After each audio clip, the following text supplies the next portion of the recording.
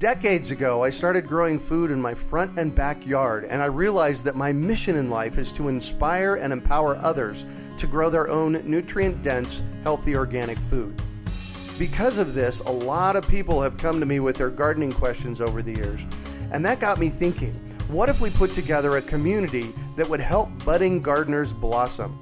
So I finally made the idea a reality with my Urban Farm U member program. Each month, your membership includes 3 live online events, a monthly class, a chit-chat with an expert, and a monthly coaching session, plus access to the experts on our member page and a significant discount on our signature courses. I'm deeply committed to transforming our global food system, and I do this by empowering you to grow your own food. The Urban Farm membership program is a simple way to get going. Please join me in transforming your food system today.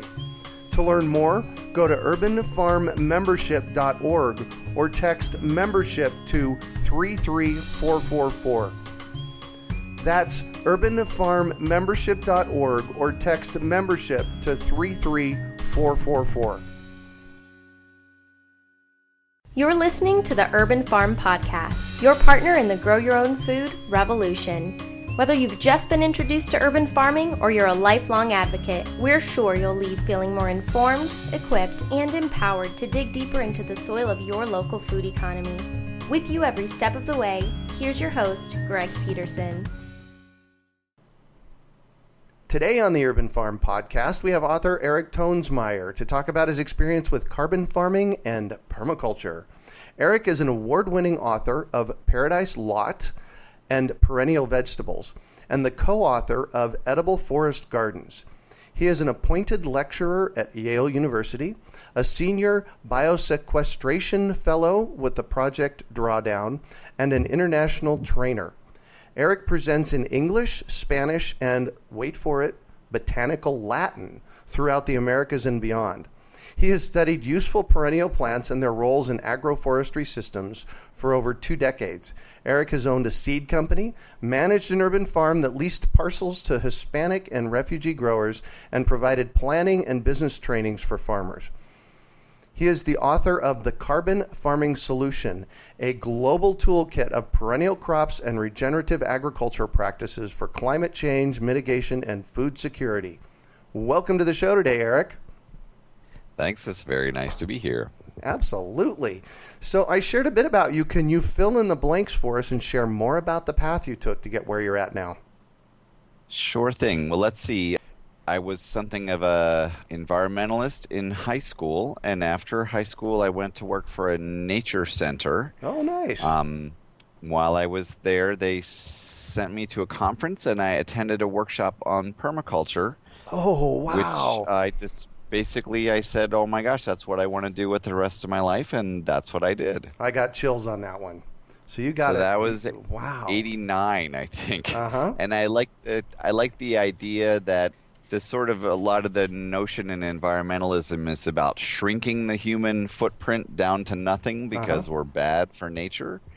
And I like this notion in permaculture that actually our impact with nature can be positive, and we could actually try and have a large footprint but have it be a positive footprint, have an optimal footprint. Oh, nice. That was much more interesting to engage in. What I really was interested in was what captured my attention was what today a lot of people in permaculture would call the food forest. Oh, the yes. multi-layered system. And I've really spent about the last 25 years learning about those kinds of systems and practicing those practices. Along the way, I ran urban farms and ran a seed company and learned a lot about the business end of agriculture for small-scale, sustainable, direct market producers. So those are many of the pieces. And actually, I came to climate change through that. I was reading a book by Tim Flannery called Now or Never, which is a little slim climate change book. And he was saying that if we could reforest all of the planet's land, it would have a huge impact on climate change, but that we can't do that because we have to save land for agriculture. Oh, yes. And I thought, well, there's kinds of trees that are agriculture. Yeah. So maybe I have a contribution to make. And that was 2009, and the book finally came out this fall. There were some other things that happened along the way. So it turns out that these really perennial systems have the highest impact on climate change. So that's where I'm currently working. Nice. So I what you just said, I have a bunch of questions about. So let's start with, what is permaculture? What's your definition of permaculture? Sure. I mean, I like Mollison's classic definition a lot, but the one I mostly use these days is from Rafter Ferguson, who's a permaculture teacher. He says that permaculture is meeting human needs while improving ecosystem health. Oh, beautiful. And I like that. That's nice and simple, and it encompasses more than the agricultural aspects of permaculture, but looks, goes beyond the garden scale or the farm scale. So I like that. Exactly. Cool. Well, you have a whole slew of books here. So let's talk about Edible Forest Gardens first. Tell us about how that came about, because you co-authored that one, right? Sure. I was really the junior co-author on that. I was teaching some workshops with my co-author, Dave Jackie, back in 1996 and 1997, and someone came to one of our workshops at that time and asked if we would write a book. And it ended up taking us about 7 years to do. It was 7 or 8 years. It was quite a long process, and ended up being a two-volume, 1,000-page. I was going to say, this isn't a small monstrosity. thing. Yeah, this isn't a small thing. They call it a tome, right? But we really wanted to ground what we were writing in actual science, and that's why it took so long, as there's often a tendency in permaculture to just sort of say things and wish they will be true. Right. And we wanted to really look and say, well, this is a model that's proven in the tropics, but what would it mean to do it in a cold climate? Let's really thoroughly explore that, and we certainly pretty thoroughly explored it. And one of the things I'm really proud about that set of books is the chapters on design really walk you through the process in great detail of what does ecological design really look like, and how do you go about doing that, what are the steps and the practices and the tools for doing that. It's a very detailed toolkit for design, and for especially people who are doing professional permaculture design have found it really helpful. Right. What does professional ecological design look like? Well, there's sort of a range, I guess. A lot of what people do is just do home edible landscape designs for people. Design the compost and water capture and a little food forest and vegetable beds and a chicken house and stuff. But it can also really scale up to the certainly farm planning, whole farm planning. And these days we're seeing more and more regional planning, like urban planning, looking at transportation and building and urban green spaces kind of come together. Even sort of repairing sprawl. There's a sprawl repair manual, which is fantastic. And now people are looking sort of like big international development agencies are looking at design at the landscape level, where they look at a whole watershed, let's say. It's about and think time. about what's Yeah, people are finally paying attention. So I think permaculture design is very relevant at that scale too, although there's less people at work doing that at this particular point in history. That's a growing field, I think, a growing opportunity for people who do this for a living. Yeah, absolutely. And a need. And a big need. I got probably on a weekly basis, I get emails from people. We're in the Phoenix metropolitan area here. I get emails from people, and they say, who can come and help us design and install our garden? Yeah. So there is such a need, and there's only one of me, so. And you all have particular challenges down there as well, and opportunities. Yeah, exactly. Well, this wonderful set of books, you can find it on Amazon, I'm sure. We'll put them in our show notes, but there's a website for them, is there not? Yeah, edibleforestgardens.com has a bunch of info from that book. Perfect. edibleforestgardens.com. Fantastic. So your other book, The Carbon Farming Solution, let's kind of look at that and start with, what is carbon farming? Sure. There are, like permaculture, there are multiple definitions, although there's a lot less. The first component that everyone agrees upon is that these are agricultural practices, a huge variety, like a palette, a toolkit of agricultural practices that take excess carbon dioxide from the atmosphere and safely store it in organic matter in the soil or in the biomass of perennials like trees. Oh. And so we're removing, and maybe you remember, maybe your listeners will remember photosynthesis from high school biology. Oh, yes, absolutely. Where plants take atmospheric carbon dioxide and they break it up. They take the carbon off and they send the oxygen back out. And that carbon is used to build all kinds of things in the tissues of those plants. It might be used as sugar. It could be used to make fiber or lignin or woody parts or what have you.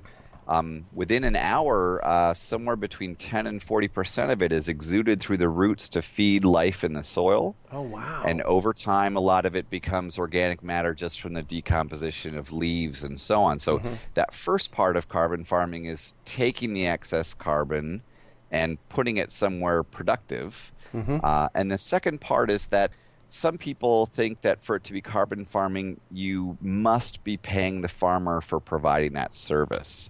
And I'm sort of agnostic on that. I'd love to see farmers paid for it, and I'm quite certain that we won't be able to do it at the scale necessary for climate change mitigation without paying farmers for it. But it's okay with me if people want to call it carbon farming and they're not getting paid. But my job is to help those people get paid. That's my mission these days. Oh, interesting. Okay, good.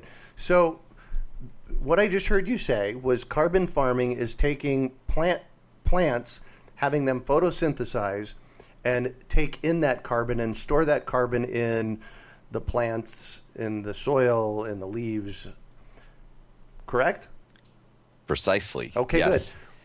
Good. And Why the neat thing about carbon farming is that all of these techniques were already developed because they were a good idea for the farm, not for the purposes of climate mitigation. So it's better for the farm to have more organic matter in the soil. Right. Oh, yeah. Absolutely. And there's ways to integrate woody plants on the farm that make the farm more productive. So we're not looking at doing things solely because of their climate impact. We're looking at doing things that help the climate and help the farm.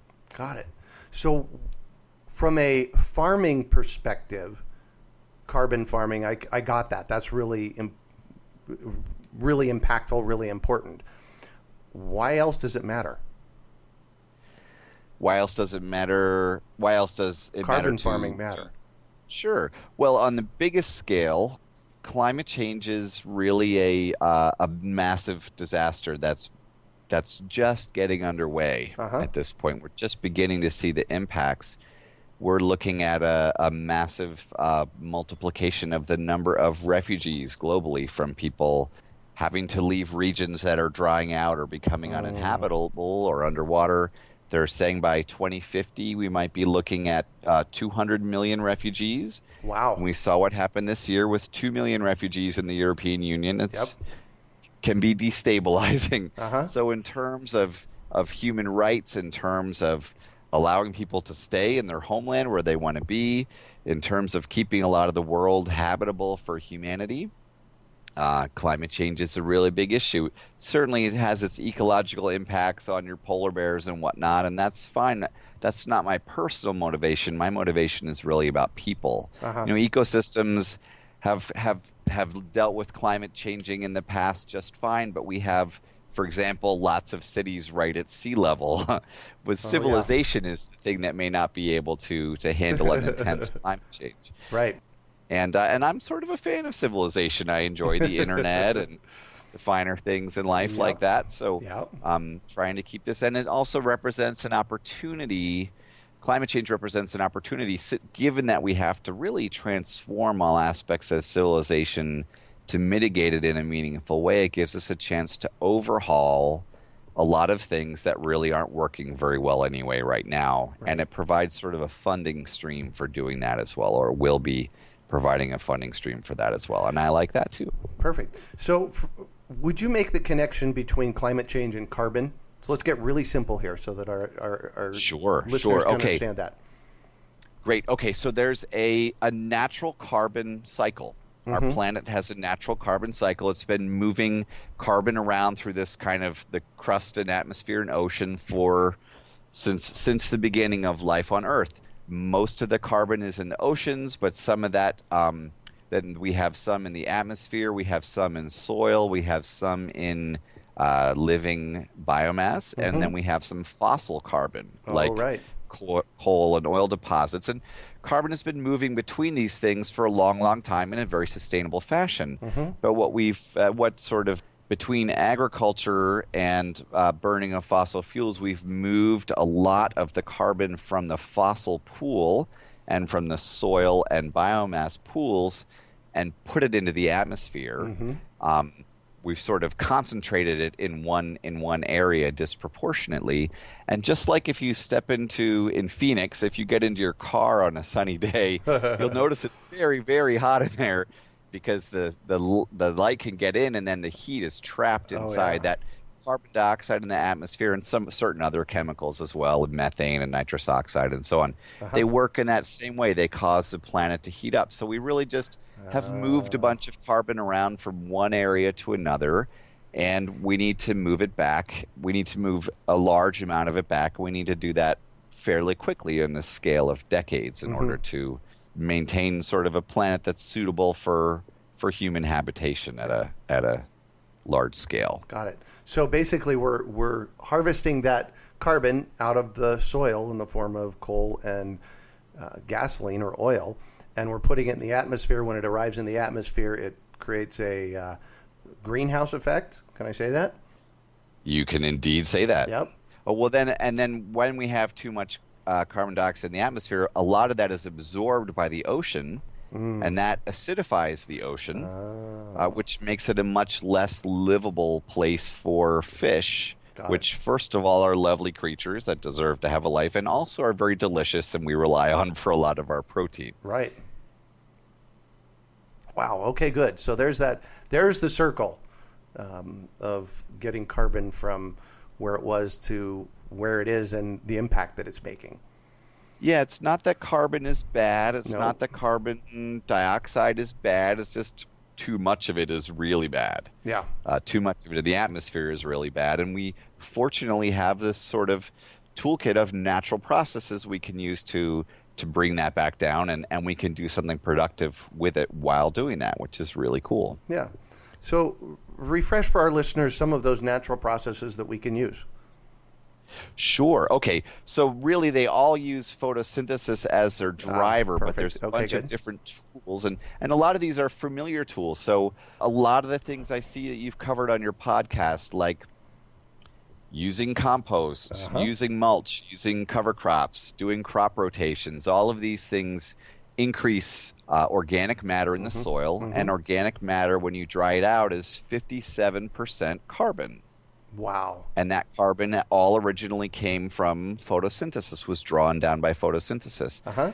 So one way to do it is just to do organic or reduced till type annual cropping systems. We can also integrate perennials with our annual crops, like planting trees or shrubs in with our annuals, and that might be timber trees, crop trees, or it might be, for example, nitrogen fixing trees that are providing fertility to the crops that are next to them, or they might be erosion control species planted as like a hedgerow along the contour. So those are agroforestry systems where you're mixing a perennial and annual, these tree intercropping systems. Then we have better ways of grazing, like your different kinds of managed and intensive grazing systems where you're moving animals around carefully, keeping an eye on the grasslands and moving them as they need to be moved. And then you can get a much greater impact than that by incorporating trees in your pastures. Oh, yes. Especially if they're fruit a greater trees. Carbon impact, and often you produce more food. The nice thing is most of these increase the yield of food, Oh, yeah. increase the yield of products. And then we have perennial crops themselves, because any plant, if you dry it out, is going to weigh about 50%. 50% of the weight is going to be carbon. So if we can grow perennial crops like trees or cacti or succulents or what have you, that's great. That's got very nice carbon. And when you have multiple layers of those in a food forest type system, which we scientists call multi-strata agroforestry systems, Okay. then so much the better. Then you've really got a very, very high level. And then finally we have some amendments like biochar and certain inoculants, and we have some kind of infrastructure techniques like rainwater harvesting and terracing that can help with carbon sequestration. And then we have some productive management of wildlands. That is also one of the tools in the toolkit. So that's kind of the length and breadth of these. I come up with about 40 or 50 different categories of tools within those, and then there's thousands of different ways those might be applied or combined on any given farm or site. So it's I'm not trying to give a prescription that this one practice is the only one or the right one or the best one. I'm trying to provide tools that farmers and communities and policymakers can use to determine what they want to, which colors from the palette they want to use to paint on their landscape. Oh, that's a beautiful way of putting it. So that's what the carbon farming solution is all about. It's about solutions. It's in the title. Are these solutions just for large farmers or policymakers, or can we here at the Urban Farm on a third of an acre in Central Phoenix use some of them? They absolutely work. I have a tenth of an acre here in Massachusetts, and I'm doing it all here just fine. So nice. They're very scalable up and down, and actually the smaller the better in many ways, because this is what we call Agro-Ecological Intensification. About half of the impact, half of the emissions, the negative, the bad climate impact from agriculture, half of it actually comes from clearing new land for new agriculture, for new cutting down forests for new farms and so on. So if we can grow more food on the land we have, then we can avoid that deforestation. And smaller farms always produce more. Even the USDA admits smaller farms always produce more, whether you're measuring that on a dollar basis, on a ton of food basis, or on a calories per acre basis. Oh my gosh, how cool is that? Smaller is better. The eyes to acres ratio is better, and we produce more. So small farms are doing a great job at avoiding deforestation. And then anything you're doing to build your organic matter is key, and any kind of rainwater harvesting you're doing in Phoenix is a really big deal. And of course, you're reducing the emissions from transportation pretty substantially when your food is right out your backyard or right in your neighborhood. Yeah, exactly. So many scientists report that local food can be worse on our carbon footprint than imported food. Let's talk about that. That seems kind of odd to me. That was something that one of the interesting things about this book is I had to rethink some of my assumptions as I really read through the science. And this particular one was really challenging, and I eventually was able to get the bottom of it.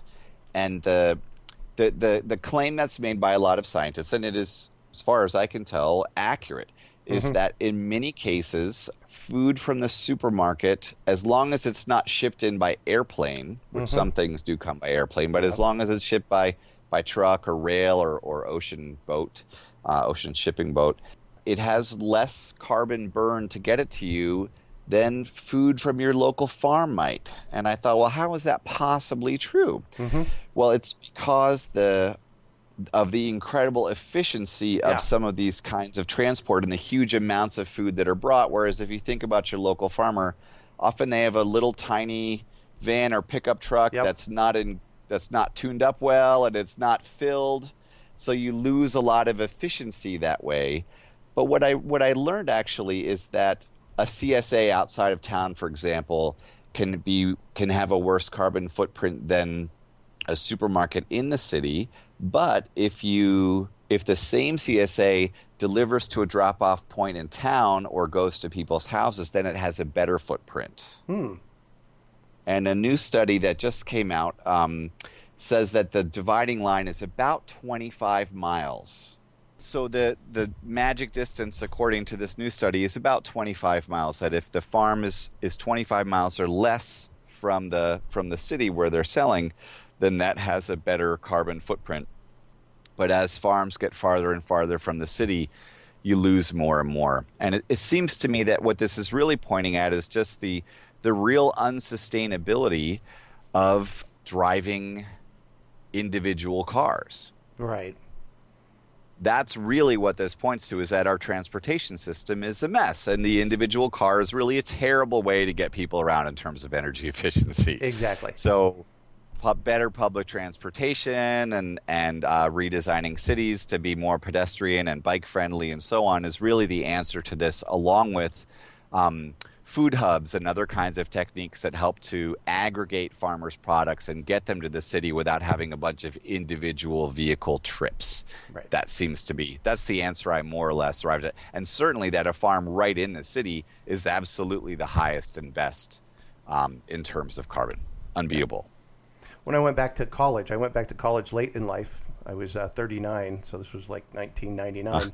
One of the classes I took was transportation planning. I have a planning degree. Actually, I have two planning degrees. Oh, excellent. Yeah, and so they talked a lot about trip stacking. Yes. For me, that's also a concept out of permaculture called stacking functions. But they taught, a lot of what we talked about in that particular class was trip stacking and the importance of that. So, and do you know what that is? You do. Yeah, I learned that from Jerome, actually. Jerome was on last week. Jerome Osentowski taught me that you should never take a trip for just one thing. Exactly. So call them a permatrip. Permatrip. I love that. Love that. So, what is a tropical home garden? I'm shifting a little bit on you here. What is a tropical home garden, and what can the urban farm movement learn from them? Sure. Well, the tropical home garden is an agroforestry practice that goes back as far as 13,000 years in Indonesia. It's a real old practice around the world, and was actually one of the inspirations for the permaculture, was really the inspiration for the permaculture food forest. In the tropical home garden, they're very, very common. Like my wife is from Guatemala and her mom has one. So if you walk into their backyard, it's very small. It's less than 1/10 of an acre. There's an avocado and there's a cherry and there are bananas and papayas and there are vegetables and medicinal plants and other plants that are used to wrap tamales. There's poultry, there's compost, and then all of the dishes and the laundry are washed back there, and that gray water is soaked right into the food growing area. So it's just a collection of all the useful stuff you want to have, which includes a lot of trees along with some small livestock often and vegetable crops, just because it makes sense to have all those things close by. Yeah. And there, not only is this a practice that goes back thousands of years, but a lot of scientists have looked at it quite a bit, and it seems to me that those of us interested in planting food forests would make sense for us to go to those teachers and study what they've been learning, rather than trying to make it all up ourselves, or claim credit for having invented the idea ourselves. Right. Wow. So been into permaculture since 1991. Didn't know that. That is cool. So, well, I learned so much in this book that was really new to me, including that. And also that a lot of these practices are being done on a huge scale around the world, that actually the permaculture movement itself is a tiny drop in a huge ocean of regenerative agriculture practice around the world. Wow. And really the tropics are where most of the best stuff is happening. There are, let me convert from hectares. There's about 250 million hectares acres, 250 million acres between food forests, these tropical home gardens, and other multi-strata systems like coffee and cacao grown in the shade of other trees so on. 250 million acres. That is a big use of the world's land. So many of these kinds of agroforestry practices are measured in the hundreds of millions of acres. So we were a little late to the game in permaculture, but a lot of that stuff you don't find in the, you really have to look to go find this. You have to dig down into the scientific literature. So I emerged really hopeful that while some of the practices I profile in the book are new and wild and crazy, like growing perennial grains or woody agriculture or restoration agriculture or some other things people are excited about, let's say in the U.S. permaculture movement right now, with good reason, they are exciting. But let us not ignore these other things that are being done on a massive scale and have been done for a really long time. So that's pretty hopeful that, and there's a number of these agroforestry movements that have come about since the 1970s, since the early 1970s, that again are done on a huge scale. So in China, there are, let's say, about 10 million acres in agroforestry with fruit and timber trees intercropped with annual crops. That's a pretty big amount of land. That's a very large amount of land. And the same holds true. There actually 14% of all of Europe's farmland is agroforestry of one kind or another. So these are really impressive numbers, and it means some of these things are ready to be scaled up on a really big scale. I would say the cold climate food forest is not one of those things. We're still learning to go from the backyard scale to the 1 acre or 5 acre scale maybe, but intercropping, timber trees with the annual crops, that's ready to be done on hundreds of thousands of additional acres without needing to know a whole lot more. So that was fun. It's been fun to learn, to sort of be put in my place and get humbled a little bit learning about just how big and interesting and cool a world it is. There's another one called System of Rice Intensification. It's a way to grow rice without flooding that uses mulching and a lot of really nice annual cropping practices, basically. But it's now being done by an estimated 10 million farmers around the world. There's more land in System of Rice Intensification than there is certified organic annual cropland. And yet I'd never heard of it until I started writing this book. So it's been really fun to get to see all the amazing diversity of practices that are out there and to see who all is practicing them around the world. Just people who don't have internet access mostly. Yeah. So it sounds to me like there's a lot to be excited about. There really is. I did not expect to write a book about climate change and come out of it more hopeful about climate change, but that's actually what happened. Yeah. The technical basis of climate change mitigation is very, very doable. It's really the political part is completely another story. But on the technical basis, we can absolutely mitigate climate change to a livable level, like a 350 parts per million. It is a doable project. And that's really cool to know. And it's important for people to hear that, because I think the discouragement turns people off from even wanting to think about it because it's so grim. So you've used the word agroforestry on multiple occasions since we started this interview. And for those of listeners out there that don't know what that means, can you kind of explain that a little bit? Great. Okay. So defining agroforestry.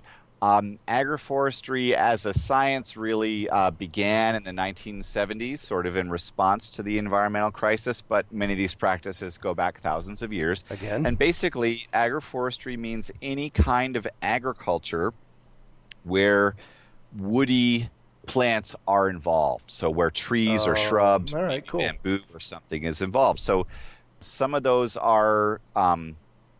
there's sort of tree intercropping systems where trees and annuals are grown together. There's silvopasture where you have trees and pasture.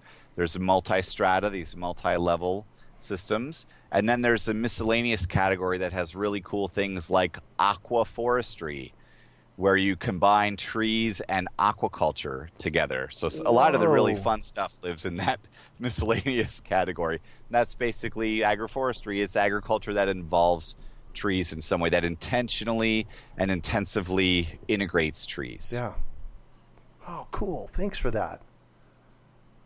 So can you tell us about your own urban garden, the one you described in your book, Paradise Lot? Sure thing. Let's see. So in 2004, I moved to this current site with my friend Jonathan. We'd been living in the country, and we ran a seed company, but we found that it was a very hard place to meet women as single guys living in the so we moved to the city because you have better odds here. And we bought a duplex with a shared backyard with the idea that maybe someday we would meet women and we would each have our own side of the house, but we could still share the garden. And in fact, it only took 3 years until we each had a sweetie move in with us. So nice. And we all continue to live here. There's a little kid on each side of the house, and the backyard is doing lovely. We went through a very intensive design process. Actually, our garden is the case study in those edible forest garden books in the design chapters. And we set our goals, and then we analyzed the site, and we looked at where the sun and shade are, and what really different kinds of terrible soils we have, and began planting in 2004. And at this point, we have about somewhere over 300 species of useful perennials, along with a bunch of annuals and some poultry and fish and silkworms and things like that. It's doing really well. We have over 50 species of fruit, mostly small things, dwarf things and shrubs. We have about 80 or 90 species of perennials with edible leaves, lots of nitrogen-fixing species and beneficial insect plants and ground covers. A great number of the species we grow are native to our region, and we think that's important I like to challenge people in permaculture to try and choose half native species, half of the plants are to be native. And in return, I challenge the native plant community to grow food, and in particular to grow and eat native edible foods, and that if they do that, they may learn why we like to grow things from other places, because some of the native stuff doesn't taste that good. Some of it's very cool. So we have some of our plants now are real big. We have our American persimmon tree is about 35 feet tall this year, and we're doing really well. We have fruit outside from May through November, and then in our greenhouse almost all winter long now we have some fruit in there, and edible leaves every day of the year between the greenhouse and the stuff outside. It's really nice. All on a tenth of an acre. All on a tenth of an acre. And that's a lot to manage for 4 people. Oh, yeah. With everything that's going on in the space. Although there's no lawn, there isn't really any open or empty space. It's pretty much all, mostly all garden except for a few little workspaces. So it's fun. I imagine it's a lot like your place, except a little lusher because there's more water. Yeah, there you go. Although in permaculture, we talk about putting the infrastructure in place and then just our job being to harvest. Have you gotten to that place yet? Well, yes and no. A lot of the plantings of perennials that we've put in these perennial polycultures, these guilds, they often say in permaculture, some of them work well, and really it's just a little bit of weeding every year, and that's about it, except for harvest, which can be a substantial amount of work. The annuals, of course, need work every single year. The chickens need to be cared for every day, and the big challenge is that we like to redo a few of our perennial beds every year if they're not working, or if we're bored of them, or if there's something new we want to try. So certain portions of it start back over at year 1 every single year. Got it. And that's just because we don't have a lot of space. If we had more room, we would leave them in place even if they weren't perfect and try new stuff somewhere else. But since we are so limited, we really ruthlessly edit things out if we're not pleased with them. Yeah, I do the same thing with fruit trees here, so I understand that completely. So they got to pay their way, right? If they have to produce well, they can't cause a lot of trouble, or boom, you got to go, because there's always another cool fruit tree that could go. That is the case. So all this is described in your book called Paradise Lot. Yes, tells the whole story up through a couple of years ago. Fantastic! Oh my gosh, do you happen to have online content about this place, about your place too? We do. There's a blog, Paradise. Let's see, it's Paradise Lot blog. Okay, good. We'll find it and put it in the show notes. That's perfect. paradiselotblog.wordpress.com. All right, cool. That's where we keep people up to date about what's happening and what's ripe at different times of year and so on. Excellent. Man, I'm going to go check it out. That sounds extraordinary. So what drives you? Like, what's your big why for all of this? I have to say that initially, the first 2 decades or so, it was mostly just thinking that it's really cool. I just really, really, really like plants. I think they're awesome, and I think growing them in multi-level systems, in agroforestry systems, and multi-strata systems in the food forest, I just find it fascinating, and I've really never gotten tired of it. I just think it's really cool. At this point, my primary motivation is really around, that remains very cool, but my motivator now is really around climate change mitigation, sort of avoiding genocide and mass migration and collapse of civilization, or whatever you want to say. Right. And in particular, steering the money that exists and the money that will be coming to these kinds of projects around the world, which are mostly overlooked and underfunded and not much cared for. Right now, the amount of money that runs through the UN climate finance mechanism, which is a very complex bowl of spaghetti when you try and pick it apart. That's a way of putting it. It's over $300 billion a year, 300 billion with a B dollars a year. Only 2% of that goes to agriculture, and all of that is reducing emissions from like over applying fertilizer and manure lagoons and things like that. Yep. The percentage of that over $300 billion a year that goes to agroforestry, which is a very powerful tool we have for climate mitigation, is 0.02%. And yet agriculture and land use is responsible for a quarter of all emissions. So my emphasis really is let's get up to a quarter of that 300 billion, and that 300 billion is going to be headed up towards $1 trillion a year over the next decade. So there's a real opportunity to finance the massive scale up of these permacultural practices, and I would really love to see that happen. Having run a farm, having run a seed company, having helped maybe 100 or so farmers develop business plans, I know that financing is a key limitation. Access to land, big time, access to markets, loans, grants, and so on is a key limiting factor. So I think this really might be an opportunity for us to channel unheard of amounts of money into these amazing kinds of regenerative agriculture, and I'm really trying to make it my work to do that. I can tell. I can hear the passion in that. Yeah, that's fun. How great would that be to be talking about? In fact, within the last month, I've had conversations with 2 foundations who read the book and contacted me and would like to start to send millions of dollars in this direction. I won't say who they are yet. We're still firming things up, but that's really exciting to be in that position, to be able to send some money where it can really be used. Make a difference. Yeah, exactly. Yeah. Exactly. So I'm all about education. I have to know, is there a book or maybe 2 that have been really influential for you in this process in your life?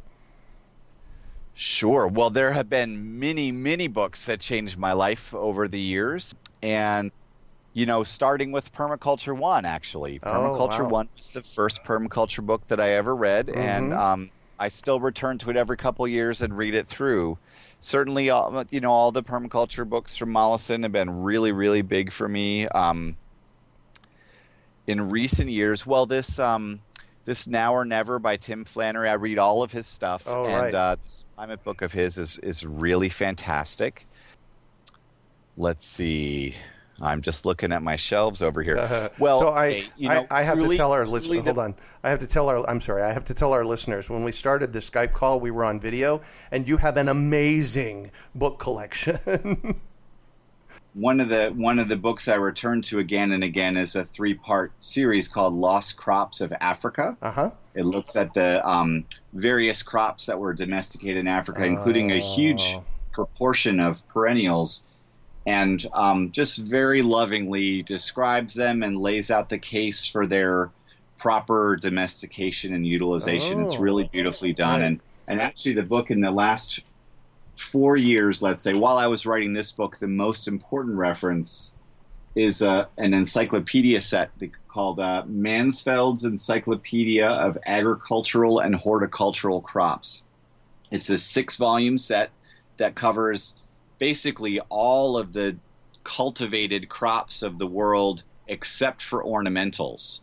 So all of the crops grown for timber, for rubber, for fiber, for vegetables, for fruits, 6,000 species, all the things we sow on purpose as pasture crops are in there. And I really combed through the entire set to pull out crops, perennial crops to profile. In this book, I have about 12 chapters of profiling perennial crops in the carbon farming book. And it's just amazing. It took 20 people many years to put this encyclopedia together. And it's really outstanding. It's actually viewable in an online database. But you have to search, you have to type in the species you're looking for. You can't just look for all fiber crops or something. Got it. So you have to know a little something there. But but if you have a crop you're interested in, it has really great information in the database. And that 6-volume set sits right in the heart of my bookshelf. And I've now been through it again, pulling together a global inventory of perennial vegetables. Mm-hmm. And it's just really, it's so amazing that people spent so much time really lovingly compiling this amazing resource. And it's really nice to be able to use that and make it available to people through the book who maybe aren't going to pour through, all 6 volumes of that, but to sort of pull out some highlights for people has been a real treat. Making it available online. What's the name of that again? Mansfeld's Encyclopedia of Agricultural and Horticultural Crops. Fantastic. It's probably not available at your local library, but there are a few places in the U.S. that have copies. A few libraries have copies, and they do have this database, which, although it isn't perfectly searchable, it's quite lovely. Yeah. Excellent. So what one final piece of advice do you have for our listeners? Well, I would encourage people to consider that that climate change mitigation might be the most important issue of our century, and to think about, on the one hand, things you can do at home and things you can do in your urban farm, so to speak, but also to think at a bigger level as a citizen or as a participant in the political process, and as a resident of the neighborhood where you live, whether it's a city or a rural area. What is it that you can make as your contribution to this great big global movement that is happening and that needs to greatly grow to address climate change? And so many of the things that you are talking about and that you're interviewing people about in these podcasts are all really important pieces, and no one needs to be the master of all of them. We just need to have our contribution and know what its relationship is to the bigger puzzle. Yeah. Excellent. Well, thank you so much for joining us on the show and sharing your experience with us today, Eric. It's been a treat chatting with you. Absolutely. And thanks very much for having me. Absolutely. How can pleasure to be here after my mentor, Jerome Osentowski. Oh, yeah. Yeah, that was a great conversation. So how can our listeners get a hold of you? Sure. Well, the easiest way to get me is through the website for the new book, which is carbonfarmingsolution.com. Perfect. My contact info is there. They can reach me through there. And I also have a lot of resources there, all the recommended readings from the book with links to where to find them. Oh, beautiful. And a very large number of videos showing these different practices with case studies from around the world are on there as well. So people can go on there, check those things out, and then shoot me an email if they have some questions. Excellent. Excellent. Thank you again. Well, that's it for today. Thanks for joining us on the Urban Farm Podcast. Decades ago, I started growing food in my front and backyard, and I realized that my mission in life is to inspire and empower others to grow their own nutrient-dense, healthy organic food. Because of this, a lot of people have come to me with their gardening questions over the years, and that got me thinking, what if we put together a community that would help budding gardeners blossom? So I finally made the idea a reality with my Urban Farm U member program. Each month, your membership includes 3 live online events, a monthly class, a chit-chat with an expert, and a monthly coaching session, plus access to the experts on our member page and a significant discount on our signature courses. I'm deeply committed to transforming our global food system, and I do this by empowering you to grow your own food. The Urban Farm membership program is a simple way to get going. Please join me in transforming your food system today. To learn more, go to urbanfarmmembership.org or text membership to 33444. That's urbanfarmmembership.org or text membership to 33444. We hope you enjoyed today's episode of the Urban Farm Podcast. Remember to listen 3 days a week for tips, advice, and resources to help you on your journey with urban farming.